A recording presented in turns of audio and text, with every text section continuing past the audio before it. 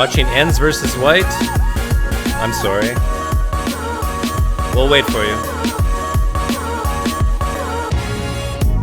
You finish your video, Equinox.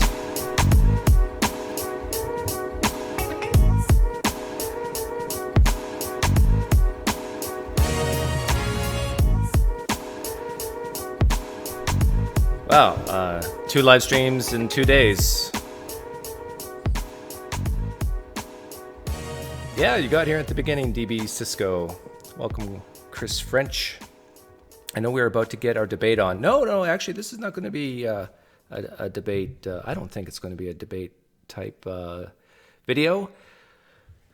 But it's an interesting video because I got an email from, he's called The Fruit Addict. My guess is he's a vegan.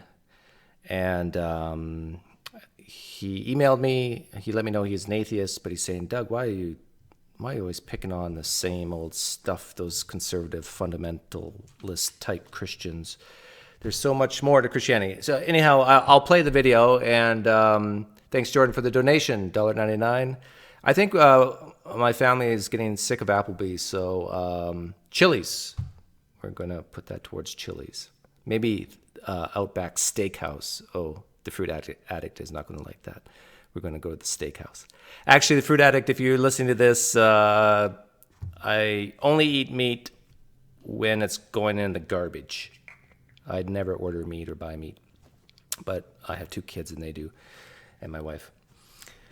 So let's see what he has to say. And I think there's some important points to talk about here, so that's why I'm playing this video. So I'm trying to figure out how to address this, how to formulate my thoughts on PineCreek and really numerous other people that kind of critique Christianity. And they always kind of go after the ridiculous aspect of Christianity, miracles and rising from the dead and just things that are, I mean, they come with like a science, realism approach. But I wish, during... If you look at what Christianity actually it is exactly what you deemed as ridiculous. It is about a miracle claim that a man rose from the dead. At least I would say most Christians would agree with that. So you strip that away, all you're left with is a few platitudes, really. But anyhow, let's go on. All this time, these thousands of hours that they spend going over the same thing over and over again.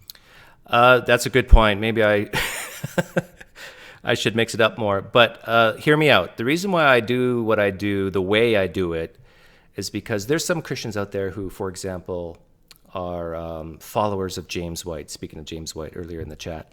And so I'll do a video on James White, and a follower will stumble upon it.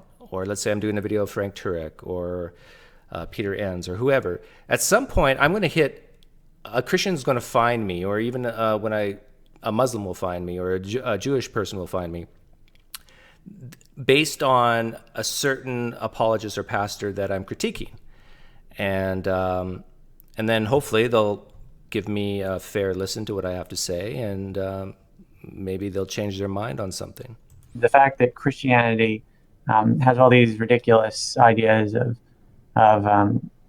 rising from the resurrection, rising from the dead, life after death. They never really. There's certain things that they never really talk about, and one in particular that for me, this is the most important aspect of Christianity.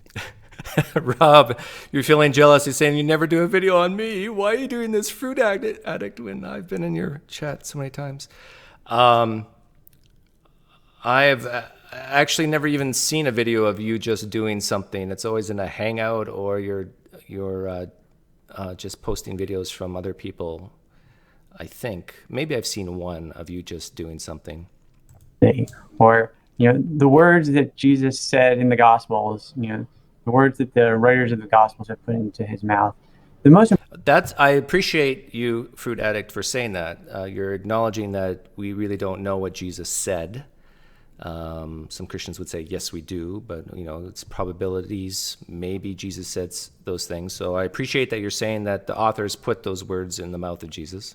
Important things that are in there for me are the passage about the rich man who came to Jesus and also the Sermon on the Mount, because they're so kind of profoundly different than everything that we do in the United States today. Okay, this is interesting. The parable of the rich man, I think you're going to be talking about give all your possessions to the poor. And that it's so profoundly different than what's happening in the United States. Being profoundly different doesn't actually make it better or worse. It's just different.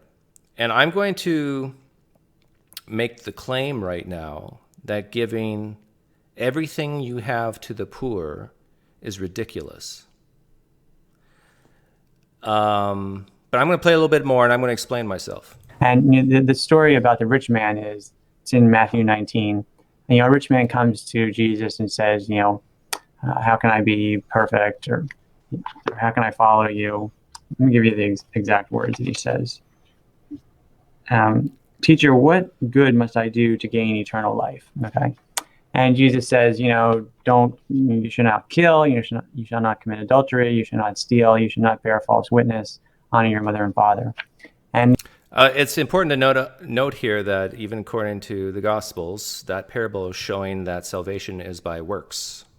Just a fun fact. The young rich man says, I already do all. At least in that one case of this man, whether it's a parable, whether it actually happened, yeah, it's probably just a story. All those things.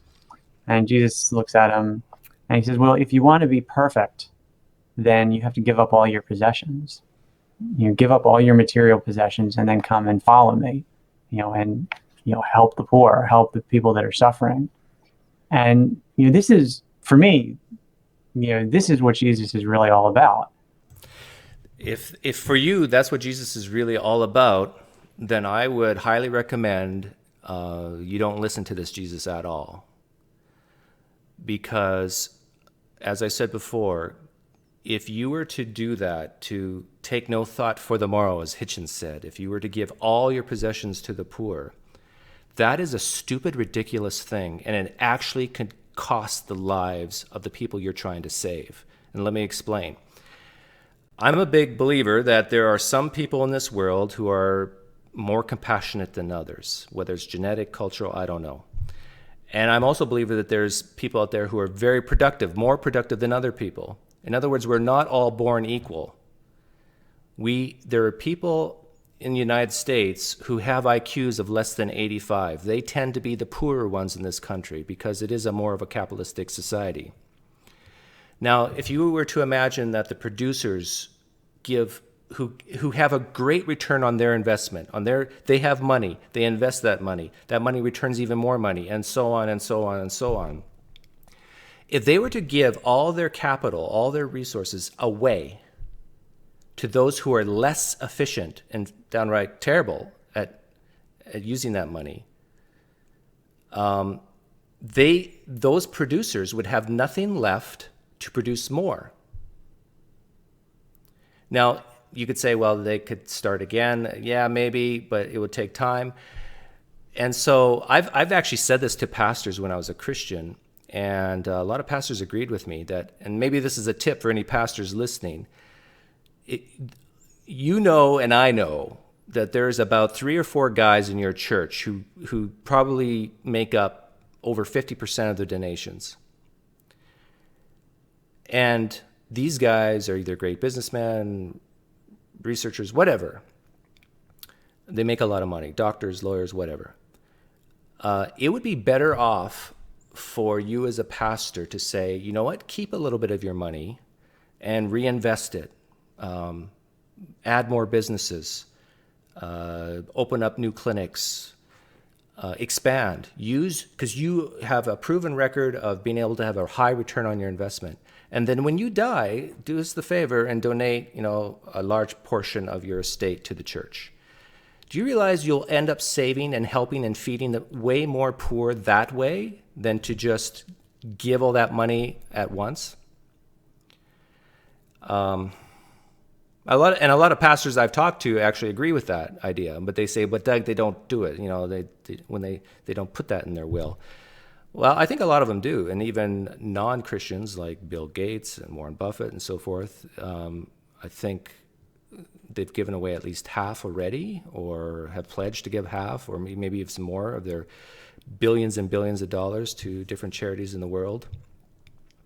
So, Reed is saying the pie grows and society is lifted up over time. So I'm just in the 3 minutes that I've heard you, Fruit Addict, I can tell you're a highly compassionate person, and you just want to help people, and I applaud that. But if you do it Jesus's way, as described in, was it Matthew 19, I think you'll end up hurting people.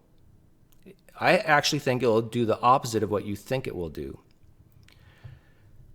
Giving up your material possessions, giving up your desires, for your own wealth and comfort, and living a life to help those less fortunate.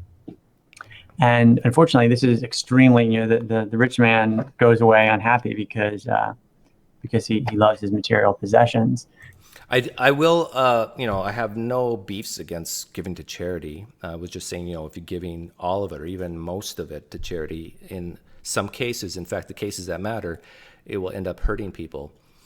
But yeah, of course, you give to charities and so forth.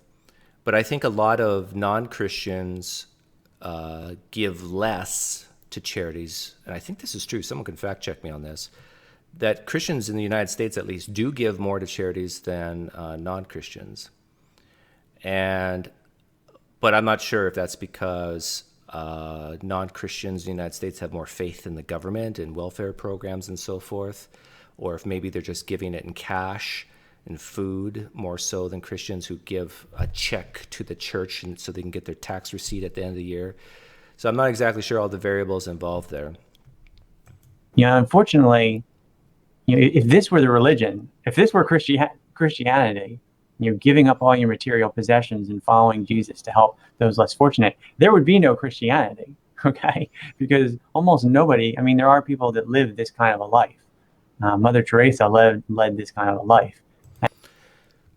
I don't know if I should go into this, but a lot of people think Mother Teresa was an evil, evil woman. If this is news for you, the reasoning behind it is because, and a lot of Christians agree with this, is that you are closest to God in the midst of your suffering. Any Christian listening will tell you this, that if they think back the time they felt the closest to God, it was in their most desperate moments. And I think Mother Teresa had that philosophy that suffering is actually good because it brings you closer to God. And so there's some reports of, besides of her having some weird deals with certain people, that she actually, in cases where she could have helped relieve suffering, she didn't because of this philosophy. And there are many people that lead this life, but the vast majority of Christians have no interest in giving up their material possessions. But, Jesus, this passage here puts that ideal out there. If you want to be perfect, if you want to have the perfect life, for most people, the perfect life. What I'm sensing from you, Fruit Addict, is you're trying to appeal to Jesus to promote a form of socialism. And I can understand why people like socialism, because they see people hurting and pain and they want to help. Now, maybe you're not thinking of government-run socialism, but you're thinking of community socialism, right? More of hey, I was raised Mennonite, Fruit Addict. I had friends who lived in Hutterite colonies. I'm not sure if you're familiar with any of these terms, Mennonite and Hutterite. Communal living, community living, where all the houses look the same, they dress the same, they all ate together in a big meal, they all took turns sharing chores. The money they made went to the whole community. I've seen this in practice. Now, it's basically a form of theistic communism that you'll see in the northern United States, you'll see it more so in Canada, but it is theistic communism. It's a commune, but they prayed together, worship God together, all these sort of things. But what you end up have happening is the people within that, the colony, the Hutterite colonies, they had no drive. They had no entrepreneurial spirit. It's like you're pegged into a role from very early on, and sure, you have your education covered, you have your health covered, you have that community, you feel safe, but when you feel too safe, it's just like you lose that spark in you. You need that little bit of stress and that desire to go uphill to make you stronger.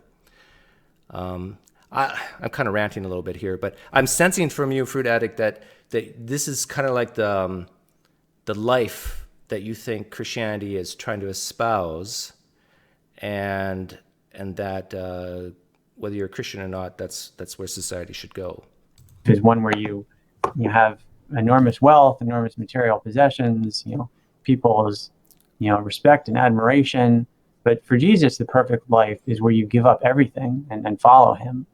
Yeah, and keep in mind when this was written, Fruit Addict, this was written at a time by authors, by communities at that time that were oppressed. Things were bad for them. And so this whole idea of basically saying, God told me to tell you, give me your money, this is kind of like what this parable is saying. Yeah, and it's, I don't want to get too political here because I don't talk about politics on my channel, but I think we've learned throughout history that there is a balance to be made there between what you're kind of saying, what you're espousing, and what we should say maybe hardcore capitalism type deal. And I wish people like PineCreek, instead of always obsessing over all the miraculous nonsense in the Bible, that they would address this aspect of Christianity. Yeah, and I would say this aspect of Christianity is also nonsense. It's not a miraculous type nonsense, but I do think it will end up hurting others more. And the whole idea of being compassionate and helping others, you don't need that within Christianity. Sorry, you don't need Christianity to have that. You do not need Christianity to be compassionate, loving, and helping of others. So my point is, why even promote Christianity in that respect when it comes with so much baggage? And you don't need it to be compassionate, but you get this baggage that comes with it. Like, Fruit Addict, do you realize wars have been started because of Christianity and other religions?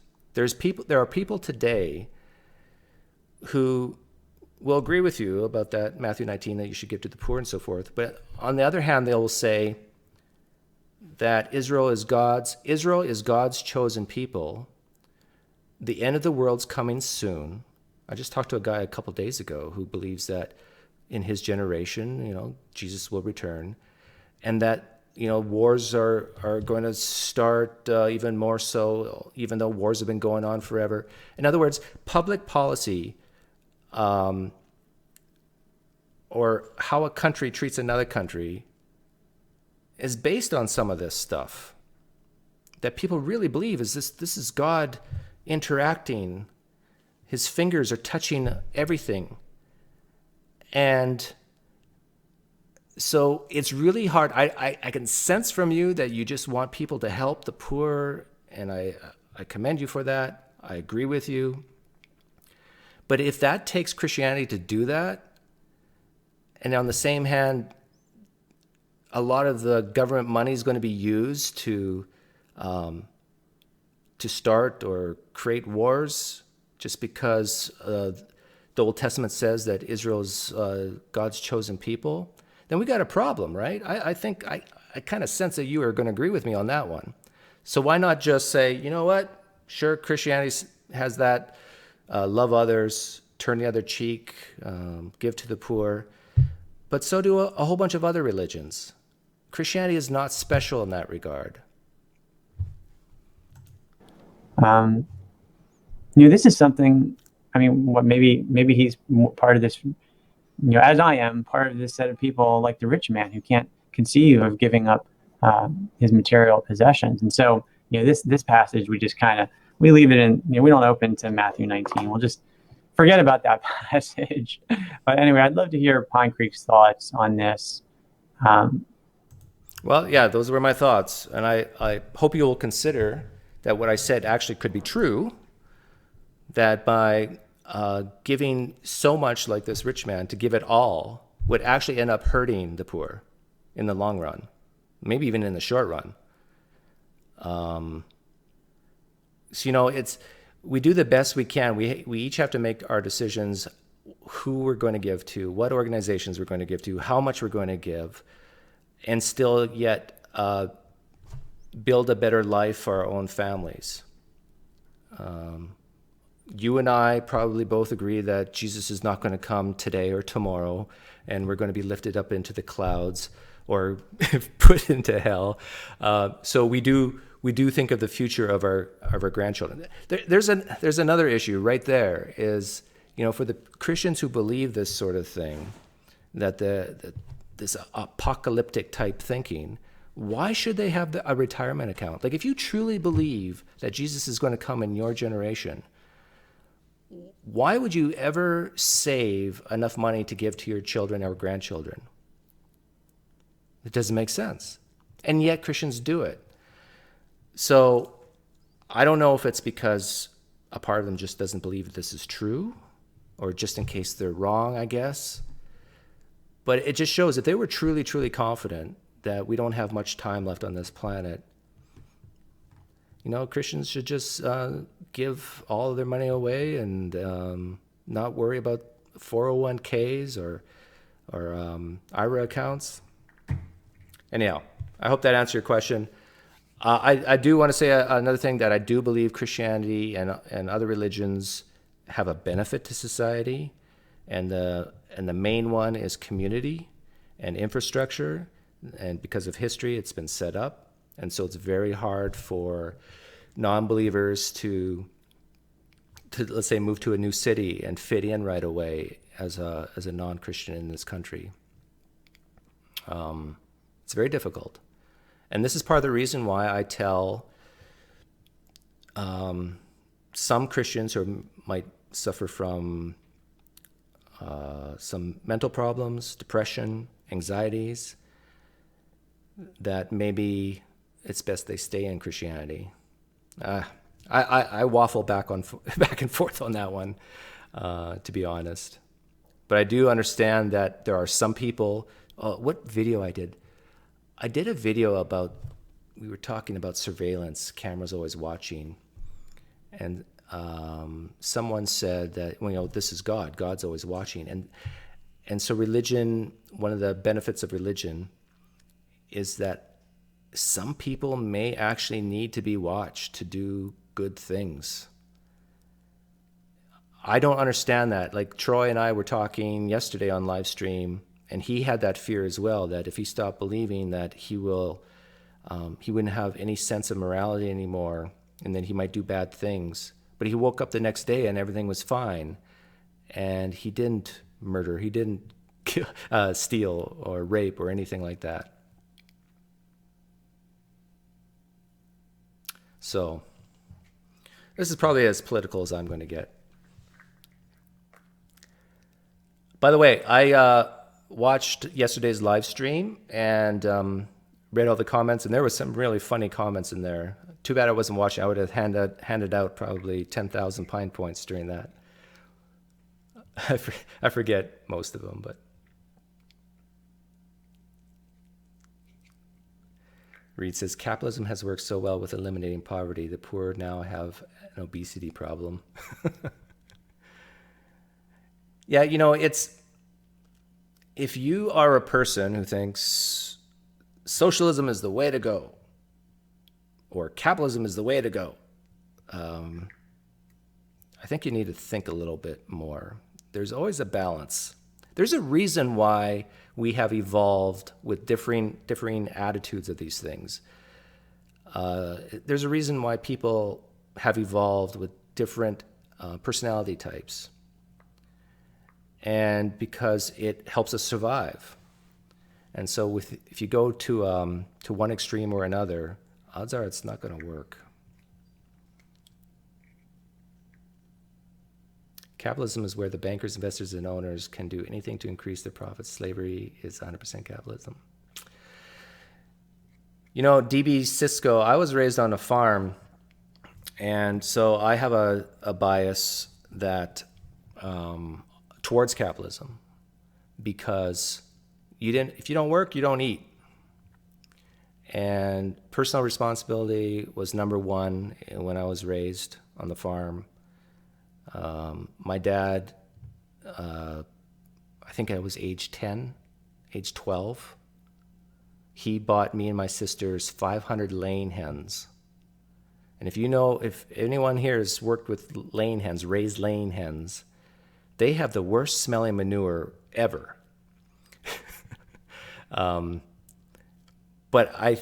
so my job was to clean the manure out, and my sisters collected the eggs, and it was a horrible job. There was maggots and everything, but I made good money because we'd sell the eggs, and then me and my sisters would divvy up the profits, give some to my dad for the initial investment. I sold onions. Oh yeah, when I was 8 years old, I sold onions. I was like a white-haired kid, side of a country farm road with a little sign, onions for sale. And I would sell onions. And I learned right away, work equals money. And so I worked more. I made more money. When I was like 15, I was selling sweet corn. This is why it's so terrible that most of society are not raised on farms anymore. But I remember getting up really early, 4:30, 5 in the morning, picking sweet corn off the field, put in the tractor, spend all day in the hot sun selling sweet corn to people on the side of the road. And I would, they were talking 1980s here, and I would make $300, $400, $500 a day. And I'm like 15 years old. That's good money. And so it motivated me. So there's nothing wrong with capitalism.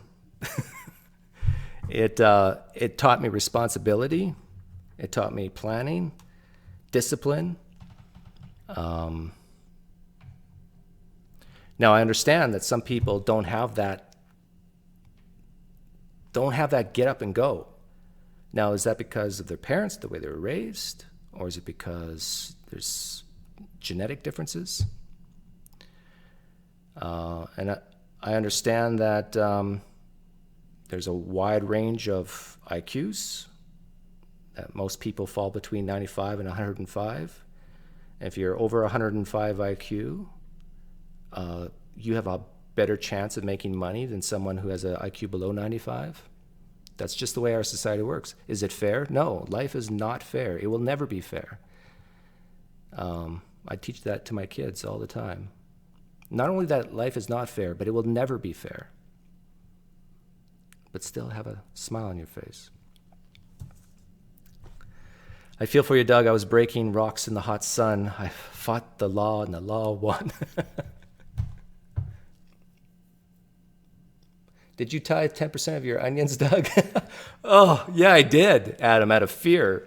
I was one of those Christians, especially when I was in my early teens, maybe even mid-teens.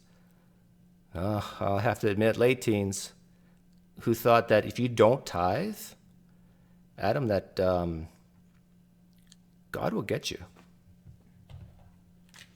Even some Christians listening who say, well, that's not the God I worship and serve. There's a part of them that thinks that as well.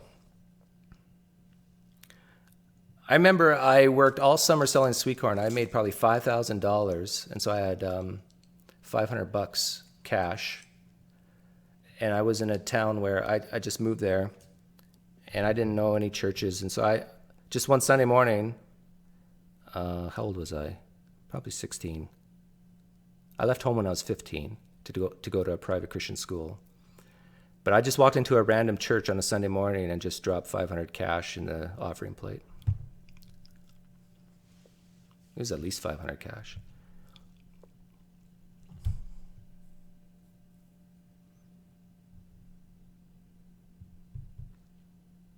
How do you keep a chicken in the collection basket? Yeah. Who was all here for yesterday's live stream? My thoughts on yesterday's live stream is that I thought it went very well. It was sad to see that the main point of the live stream was missed by Mike.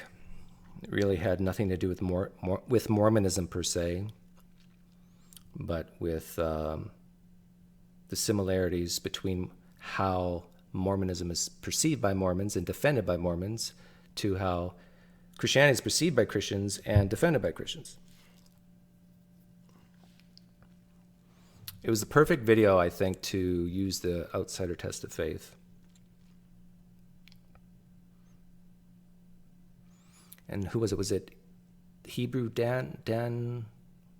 Someone said in the comment section, you can't get a Mormon from a non-Mormon, just ask a farmer, or something like that. For some reason, that made me laugh. So if you're listening, if that was you who said that, 1,000 pine points to you. Analogies can be hard to understand.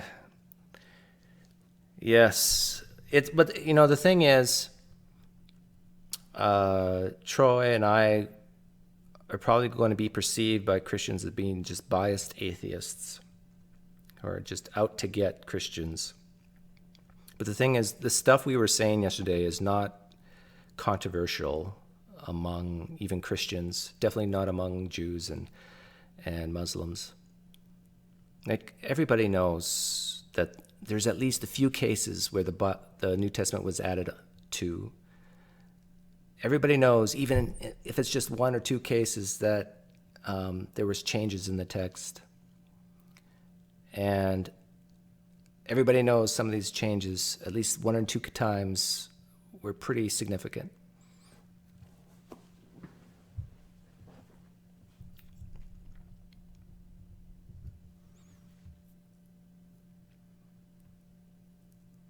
But it was fun. It was good to have Troy on. I've known Troy for a couple years now, maybe. And I found him in my YouTube comment section a couple years ago, and then asked him to be my friend on Facebook. And I could tell he was very knowledgeable. He got to rub shoulders with some of the big apologist names.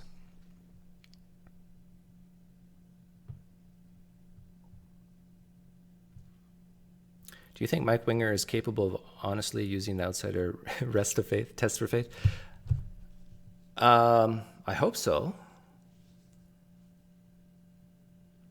It's one of those things where, and I don't know if people caught Troy's analogy with the breadcrumbs. In the forest, there's a trail of breadcrumbs that leads to the truth. The issue I have with guys like Mike is, I would love to see Mike do a video on top 10 reasons why the New Testament is not reliable. Reasons why the manuscript evidence is not reason to think it's true. To be able to, like, if you value truth, you don't just focus on the breadcrumbs. You focus on the things that falsify or disconfirm your beliefs. This is what I don't like about pastors and apologists. But I understand why they don't do it. They kind of can't. They can't do it because Mike said this on one of his live streams, that I think almost on a daily basis he gets emails from hurting people. And if these hurting people, if what's keeping them sane is this belief in Christianity, and then they see Mike talk about the reasons why one should not be confident in the New Testament or the Gospels, that just crushes their faith, right? And they might commit suicide, they'll lose all hope and meaning, some of them might do bad things to themselves or others. So I kind of get that.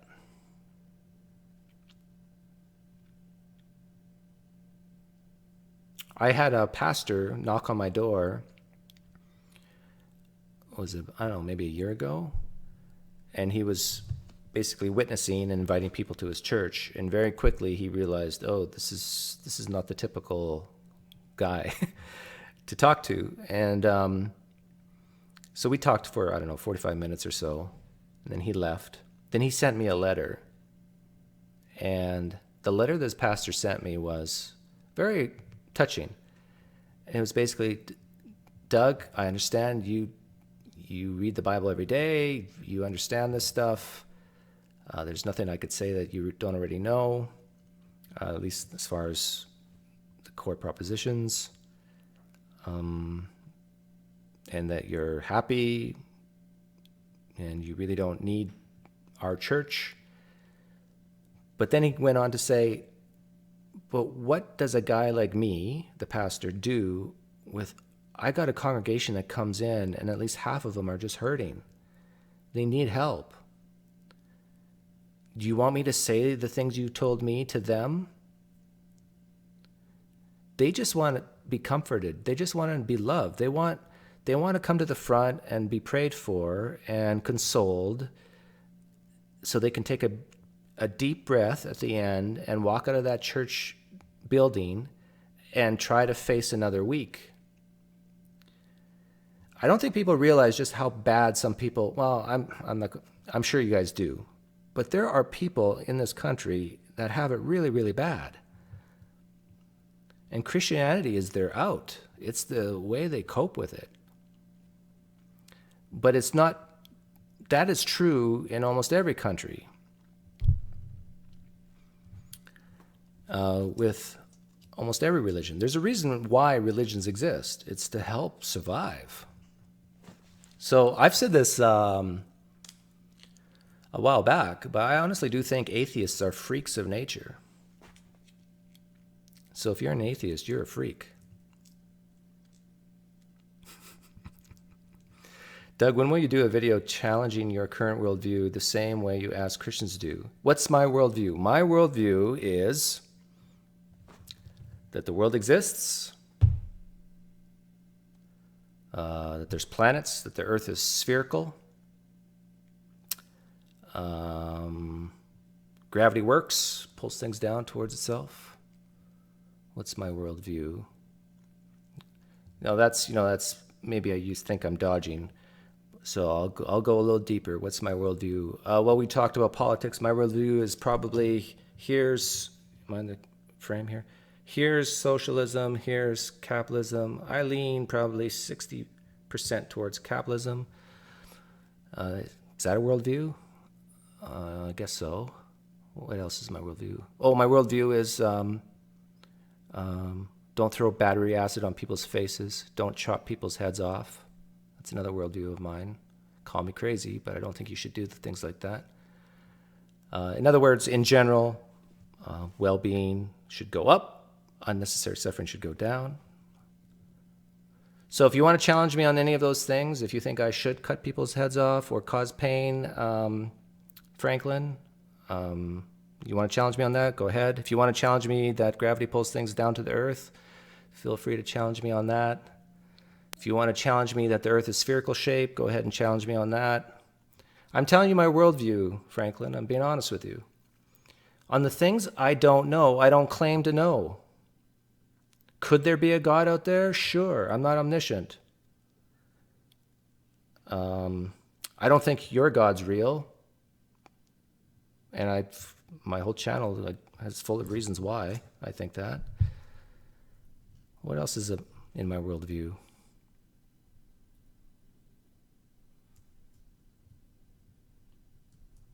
I've hit morality. I've hit politics.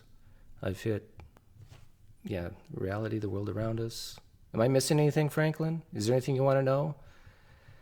I do not say there can't be a God, but I don't believe in any. Now, I think you've immediately labeled me as an agnostic now. So be it. That's fine. But I don't live my life like it's true, so that's why I call myself an atheist. If somebody wants to challenge me on any of those things I said, feel free. How can I even challenge myself? Well, gravity, yeah, I just challenge myself. I can do this 10 more times, seems to work. I can maybe do more reading on maybe socialism. I should lean more towards socialism, not capitalism. Yeah, maybe I'm wrong about that. See, but here's the difference between me and you, Franklin. I'm very quick to say I could be wrong about it and that I don't know certain things. I'm not so sure you're so quick to do those things.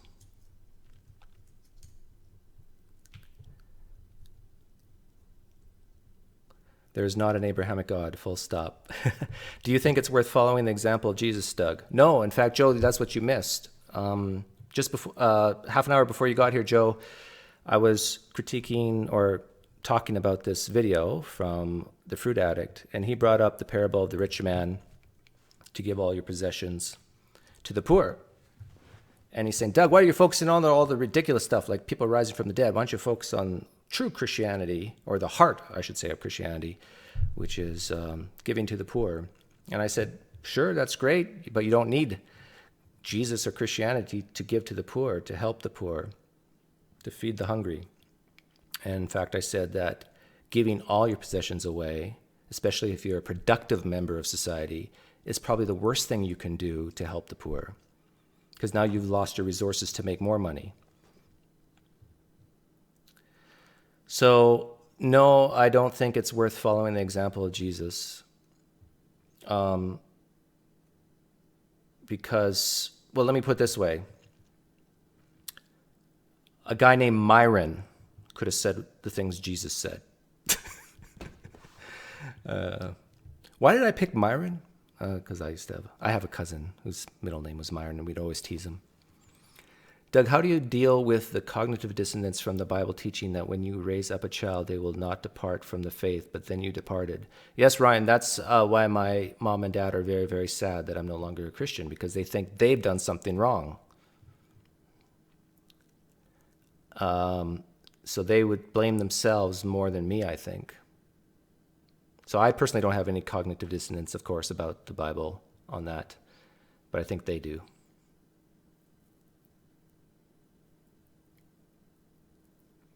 Jesus, I was just talking about the fruit addict when he was saying, give all your possessions away. And yeah, I would say even like 90%. That would be a bad thing. So am I a utilitarian? I probably lean towards that. Oh, yeah. Franklin was asking about my worldview. I probably lean more utilitarian. I'm very pragmatic, let's put it that way. And I'm a Stoic. I don't know if I embrace the philosophy of Stoicism, but I definitely am a Stoic in personality type.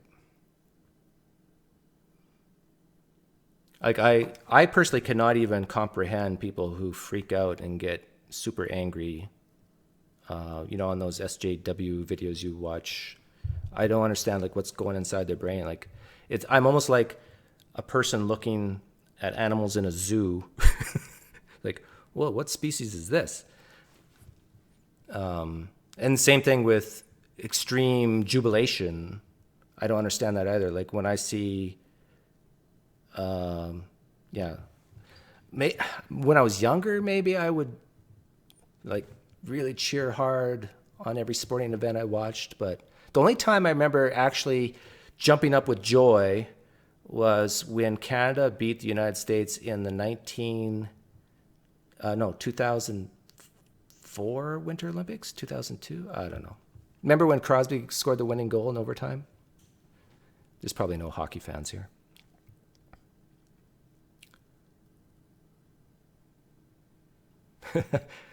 Yeah.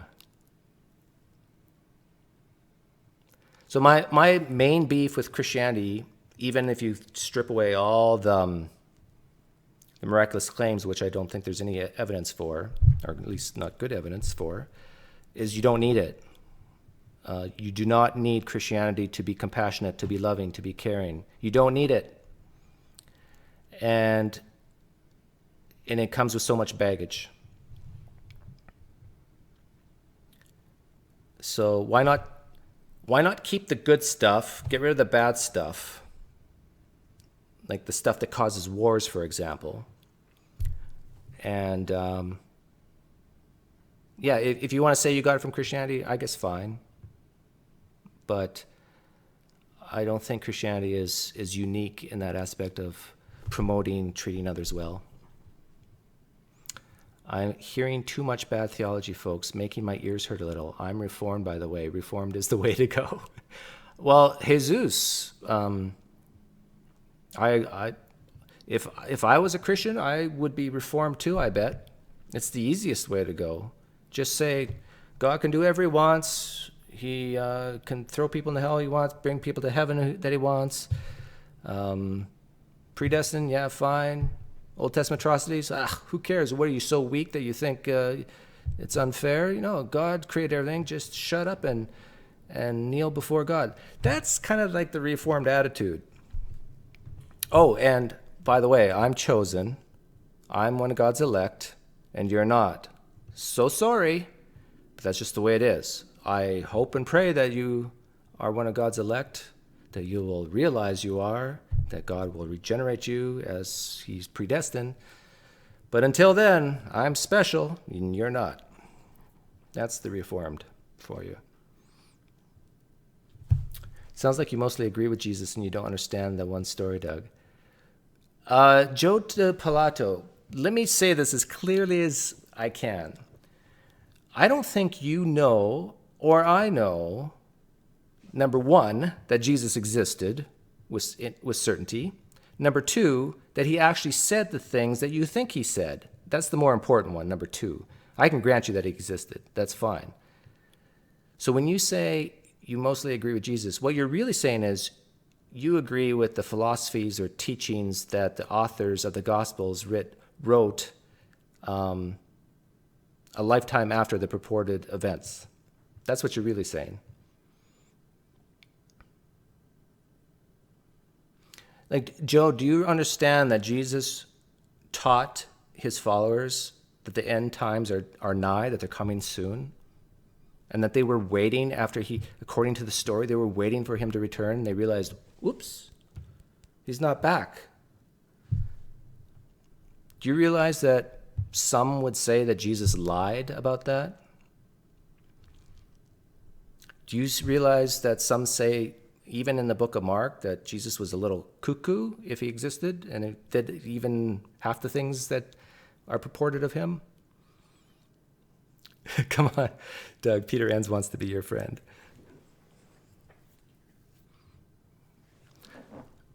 Jesus, it doesn't matter if it's Jesus or Pilate or Alexander the Great. All history is done in probabilities.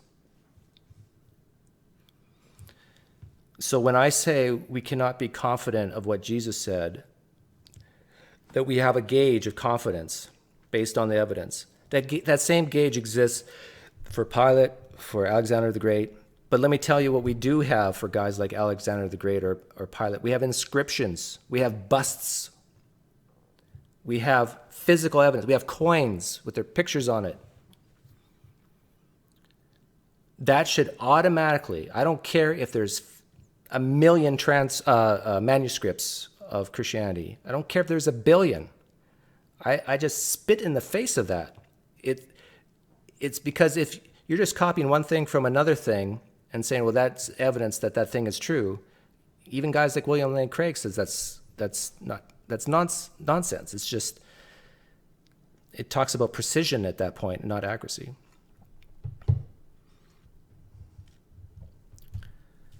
So no, I really don't understand the fascination with Jesus.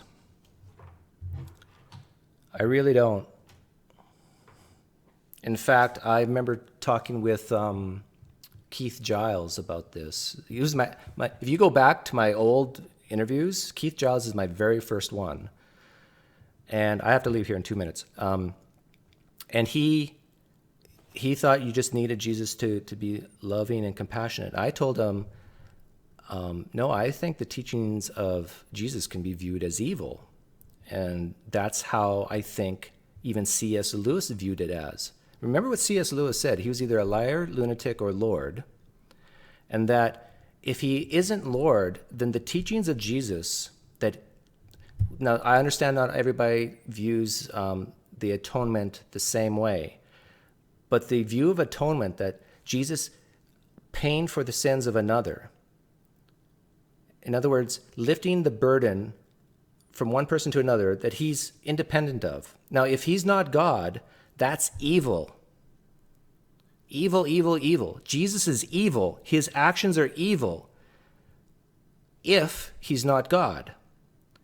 So here we have a situation where certain actions are evil, but if a God does it, then it becomes good in C.S. Lewis's mind. And I was trying to explain that to Keith Giles. It's the same with the Old Testament atrocities. Killing women and children in war, most people today would say is evil. But if God does it, it's okay. Wiping out whole towns and then just keeping the virgin girls, the pretty ones, for yourself. Most people nowadays would say that's evil. But if Yahweh does it, it's okay. I know this bothers a lot of Christians. And they spend hours trying to justify it, sweep it under the rug, put their fingers in their ears. But this is probably the number 2 or 3 reason that a lot of Christians doubt, is because of the Old Testament and even some stuff in the New Testament.